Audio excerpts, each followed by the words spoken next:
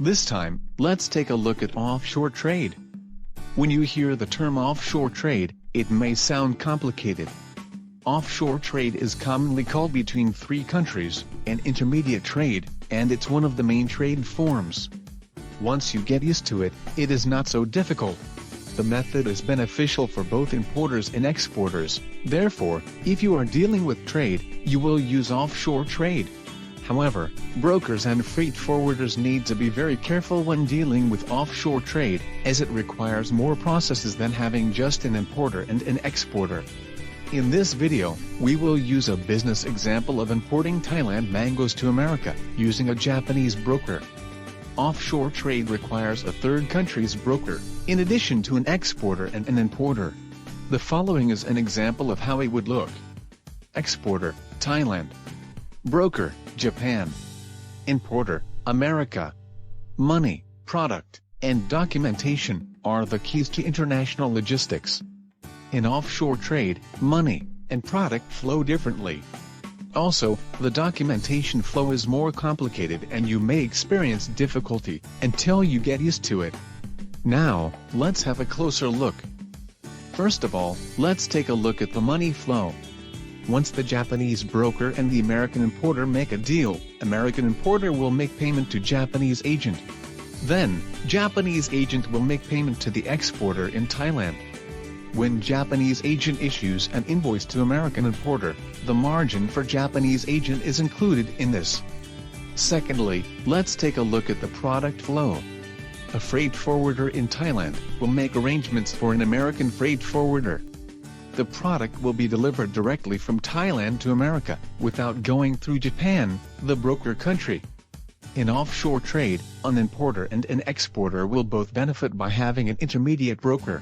The benefits for exporters are reduction in negotiation time with an importer, and reduced cost of sales promotion. Reduced risk of collection from new importers, by having an experienced intermediate broker. The benefits for importers are an intermediate broker can negotiate the sales cost, and the importer will receive reduced sales cost compared with importing goods themselves. Reduction in transportation as the product is shipped directly from an exporting country to an importing country. The product will not go through the third country, therefore it will not be taxed. As you can see, both exporters and importers will benefit from using offshore trade. In offshore trade, a broker needs to be careful that an importer does not make direct contact with the supplier, leading to a direct business arrangement in the future. There are cases when supplier information is provided to an importer while trading. This time, we will use an example of a broker dealing with a business, while not disclosing a supplier. There is a recognized trade technique, which can be used in a situation like this. It is called switch invoice and switch BL. Let's take a look. First, on the invoice will be Thailand, which is the exporting country, and is shown as seller, Thailand company. Buyer, America company. Notify, Japan company. For export customs clearance, the product is shipped directly from an exporting country to an importing country.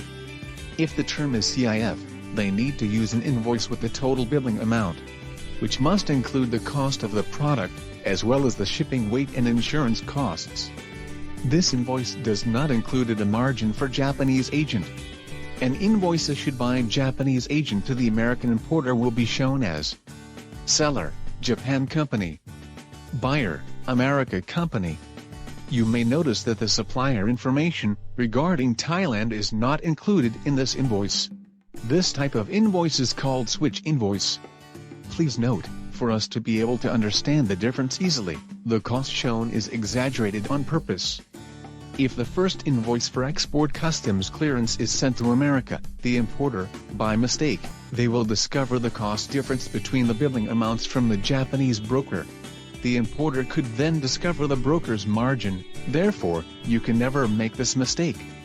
This may cause a trust problem between a broker and an importer, therefore a freight forwarder needs to be extra careful when dealing with invoices. As you can switch an invoice, you can switch BL when transporting goods, without disclosing an exporter to an importer. With the switch BL, you can use a broker's company name, on behalf of an exporter's company name. Now, let's take a closer look at how Switch BL works.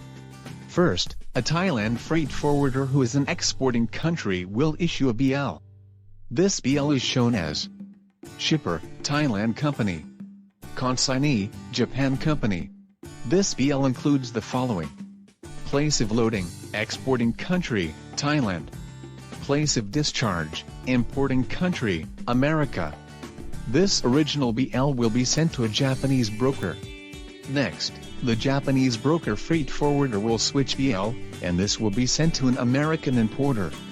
The change point is as follows: Shipper, Japan Company. Consignee, America Company. By using Switch Invoice and Switch BL, you can prevent the American importer discovering the Thailand supplier information. Master BL, when a house BL is issued at the place of loading in Thailand, is as follows: Shipper, freight forwarder in Thailand. Consignee, freight forwarder in America. This is correct as it displays the same flow of the cargo. The difference between a house BL and a master BL is explained in the video link, located in the comment section of this video. Let's take a look at offshore trades BL and cargo flow. First, a BL is issued in Thailand and the original is sent to Japan. A freight forwarder in Japan will switch the BL. The switched BL will be sent to America from Japan. The cargo-loaded vessel departs from the place of loading to the place of discharge. Therefore, it is important to make BL arrangements quickly when sending cargo by using offshore trade to nearby countries. Let me also explain a certificate of origin for offshore trade. You can take advantage of customs duty if the trade is between FTA and EPA countries, and provide a certificate of origin issued by an exporting country to an importing country. In offshore trade, if an exporting country and an importing country are part of FTA and EPA, the benefit is still applicable, even when using an intermediate broker. In this case, you will need a certificate of origin from an exporting country. You need to be aware that even if you are not disclosing an exporter supplier's information by using a switch invoice and a switch BL, the exporter's information will be written on the certificate of origin. If you do not understand the risk of disclosing the exporter's information on the certificate of origin, it may cause some problem.